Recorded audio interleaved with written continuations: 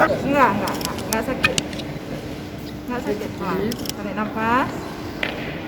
Sudarlun, Wakil Bupati Fadlullah TM Daud, Kapolres PD, AKBP Zulhir Destrian, dan semua Kapolsek dan Ramil melakukan swab di gedung PD Convention Center, Gampung Lampudu Baru, Rabu 2 Juni 2021.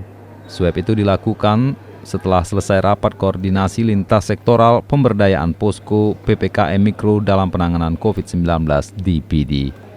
Petugas kesehatan yang dilibatkan dalam swab dari Polres PD dan RSUD Tengku Siddi Tiro Sigli.